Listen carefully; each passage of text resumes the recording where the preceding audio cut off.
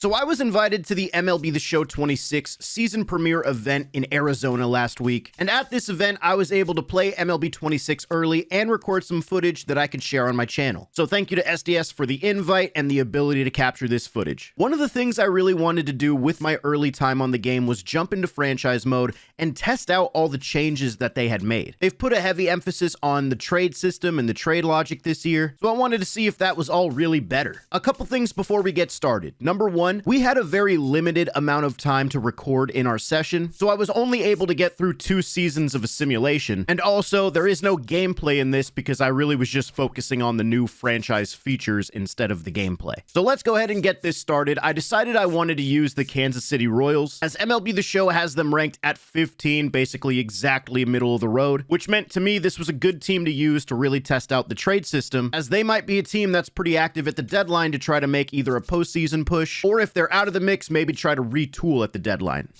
So first off, we've got to identify our key players. That's going to start with Bobby Witt Jr. He is the franchise cornerstone player. He's one of the best players in baseball, and the Royals have him locked up long term. Another big offensive piece for this team is going to be Vinny Pasquantino, as he just provides much needed left-handed pop for this lineup. And one of the guys the Royals are banking on to become a star is Jack Caglione. He has insane power from the left side of the plate, and he's definitely a guy they're going to rely on at the major league level. So hopefully he can perform well. Now, as far as the pitching, the ace of this staff right now is Cole Ragans. He's a great left-handed starter, and he's another guy that the Royals are going to try to build around. And these 4 players are the guys that I decided to make untouchables in the new trade hub. These are the type of players that I don't want to see go anywhere. It would pretty much be an automatic no on a trade offer for any of these players, so the untouchables make it to where I can't even field offers for these guys. Now, a couple other things to point out here. Chris Bubich, basically our number 2 starter, is going to be a free agent after this season, so he could potentially be a trade piece if we are not in the mix for a playoff spot. I also want to point out that Salvador Perez does not have much remaining on his contract. However, the top 2 prospects in the Royals organization are both catchers. At number 1 here is Blake Mitchell, and number 2 is Carter Jensen. Both of these guys have B potential. Carter Jensen is a year older. So with these 2 catching prospects and Salvador Perez still being a quality major league hitter, one of these prospects could definitely be a trade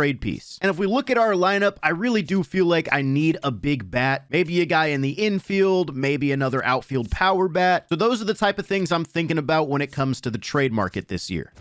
So now I'm going to go ahead and move on to the draft, as scouting really didn't change too much this year. It works pretty much the same as it did in MLB 25. Apparently there was some way in MLB 25 to tell if a player was going to be generational by some sort of combination of attributes and age and all that stuff. Apparently that has been fixed. So I just tried different ways of scouting, and these are the guys that I had on my board. One of the guys I liked was Booker Wilks. He's a 21-year-old lefty who looks to have pretty good command. I also was able to find a couple outfielders that I really liked. Justin Maloney looks to have big power and big speed, and Floyd Travis also looks pretty good. And one other guy that I was kind of excited about was Todd Pena. He's a 19-year-old starting pitcher that we discovered, and he might be pretty good. Now, starting the draft with the number 1 pick, the White Sox chose Jake Dudek, a 19-year-old shortstop out of junior college. At number 2, the Rays chose John Thomason, 18-year-old second baseman out of high school. And with the number 3 pick, the Twins chose a center fielder, Pedro Cordova. Unfortunately for me, as I got to the 6th pick, I saw that the Giants ended up taking Booker Wilks, and I felt like I could wait on taking Justin Maloney, so I decided to draft a starting pitcher, 18-year-old Antonio Garcia. Now, I did have a pick in the competitive balance round, so this is where I chose Justin Maloney. And in round 2, I saw that the Minnesota Twins had selected Floyd Travis, so I decided this is where I was going to take my chance on Todd Pena. And once we got to round 3, all of my players were off the board, so I just decided to start taking a chance and draft some random players. So that was the draft. Now we got to get to the trade deadline, and before we even got there, I saw something that scared me. The Cleveland Guardians traded Jose Ramirez to the Yankees for Chase Hampton and Max Schumann. Yeah, this trade just doesn't make any sense. This is not a good return for the Guardians, especially not for Jose Ramirez. Not to mention, he just signed a 7-year extension back in January. Even if the Guardians were somehow having second thoughts about that, this return package is just still not enough. Now, apparently, according to Scan, they are looking into players that are on the first year of a big contract getting traded, because we saw Pete Alonso get traded in the dev stream. So maybe this is an issue that they'll fix, but I had to point it out, man. This one was rough.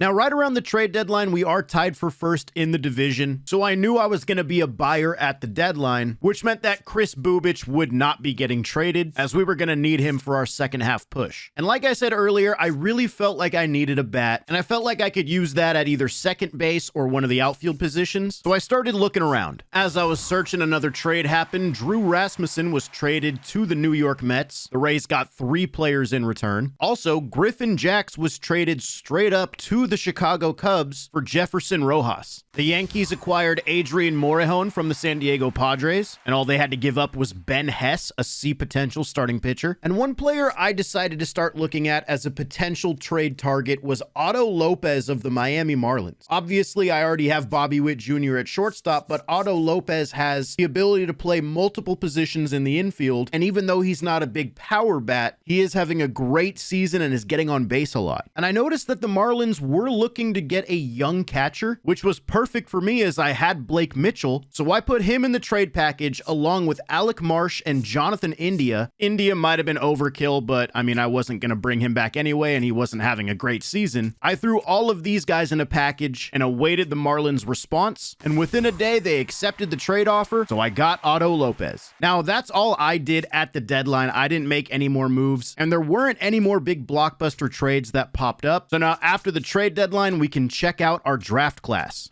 So this was my draft, and as you can see, it didn't turn out all that great. I did get a 94 potential closing pitcher, Larry McManus, with a late pick in the draft, but some of my guys just didn't turn out very well, and I couldn't even get Todd Pena to sign. This guy was being so difficult. Looking around at some of the other teams, the Pittsburgh Pirates had a really good draft. This one definitely hurt to see. Booker Wilkes was on my board. He got selected by San Francisco. He had 92 potential. The Red Sox got a 93 potential shortstop. The White Sox #1 overall pick ended up with 89 potential. And Floyd Travis, one of the guys I was going to select, got taken by the Twins, and he turned out to have some pretty high potential as well. But now with the draft and the trade deadline both coming to a close, I figured it was time to just get to the end of the season, and we did end up making the postseason as a wildcard team. Bobby Witt Jr. did his thing, playing like a superstar, 32 homers, 48 doubles, 120 runs batted in, finished with an OPS at 948 and a WAR at 9.9. And honestly, for the most part, the offense was pretty strong this year. A lot of players put up 20 homer seasons, including Otto Lopez. The bottom of the order definitely left something to be desired, which is something I want to address in the offseason. As far as the pitching staff, everybody had a pretty solid year. Nobody put up Cy Young numbers, but nobody was kind of an outlier either. Yordan Alvarez won the AL MVP with 47 homers. Bobby Witt Jr. did finish top 3 in MVP voting. In the National League, Ronald won the MVP with 53 homers. Jesus Luzardo and Garrett Crochet are the 2 Cy Young winners. Rookie of the Year belongs to Travis Bazzana in the AL with Murakami finishing in 2nd, and Nolan McLean gets it in the NL with Connor Griffin finishing in 3rd. Taking a look at the standings around the league, the Yankees won the AL East, the Tigers won the AL Central, and the Mariners won the AL West with the 1 seed in the AL. And the 2 other wildcard teams are the A's and the Twins. In the NL East, the Mets won the division, the Cubs won the Central with 101 wins, and of course, the Dodgers won the NL West, with the 3 wildcard teams being the D-backs, Braves, and Phillies. So let's see how we fare in our first round matchup against the A's. The A's won Game 1,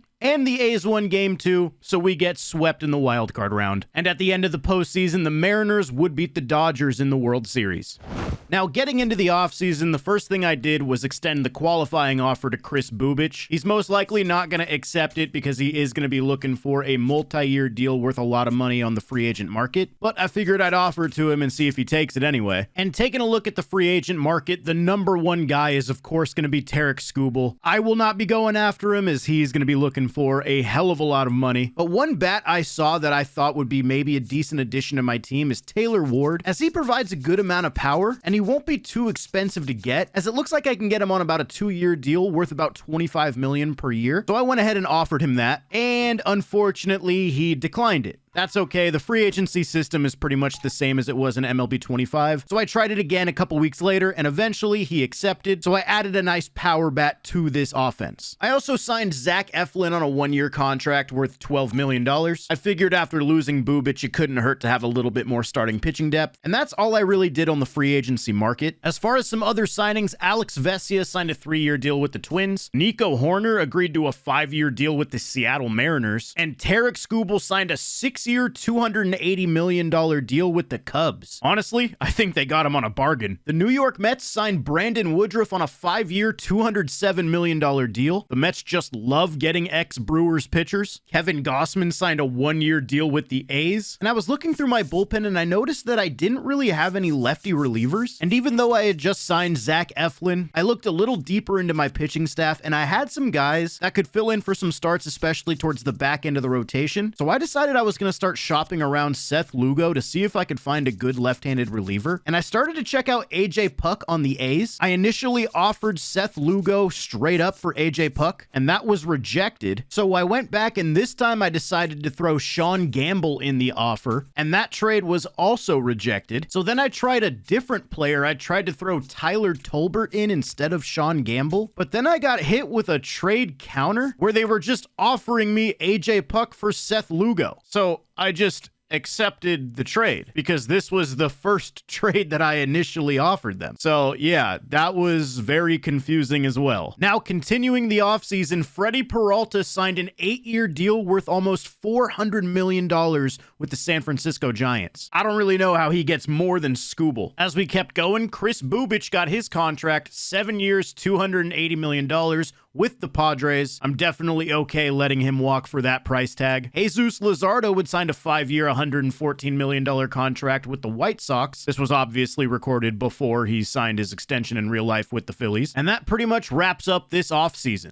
Now, heading into this next season, this is where the limited amount of time I had to record at the event started to hit me. As I was about halfway through my scouting when somebody came up to me and said, hey, we're shutting off the recording in 5 minutes. So I basically had to put everything on auto. So I'll go ahead and just show you guys any trades that popped up, like this one between the A's and the Twins, where Walker Jenkins was traded straight up for Shea Langoliers. I'm not sure if the Twins would be willing to give up Walker Jenkins for just one player. Not to mention Langoliers isn't exactly having a stellar season. Then we have the Padres trading away Mason Miller to get 18-year-old Hoyt Smith from the Twins. He has a potential. This guy was the Twins' final pick in the draft last year. The Padres gave up a lot to get Mason Miller last year, so even though in this one they're getting a good player back, I'm not sure if they'd be willing to move on from him already. We've got another trade with the Braves sending Hurston Waldrop to the Rays, and Atlanta's getting Brady Singer. Then the Red Sox traded away Christian Campbell to Cleveland to get Cade Smith and Matt Festa. Maybe the Red Sox were just desperate for a closer, because don't forget, the Red Sox have already committed some money to Christian Campbell. So this is another interesting one. And with that, there weren't any more major trades. I went ahead and simulated the rest of the season. I made the playoffs again with the Royals, but I once again got swept in the first round. Now, I would have loved to have kept going with this Royals rebuild, if you want to call it that. But like I said, we had to turn the recording off, so this is all I got. Ultimately, the takeaway that I had from franchise in my early time with it is that the trade logic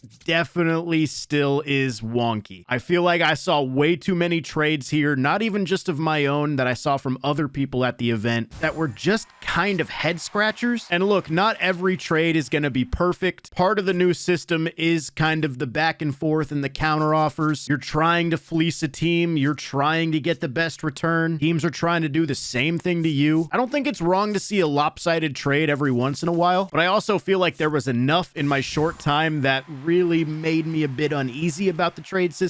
So we'll just have to wait and see. You guys got to let me know in the comments what you thought about it. Does this early look at franchise give you more or less hope? For me, I'm a little bit uneasy, but maybe it'll be better when we get to launch. We'll have to see. Thanks for watching, guys. I should have some Diamond Dynasty content up on Thursday. I'll see you guys then.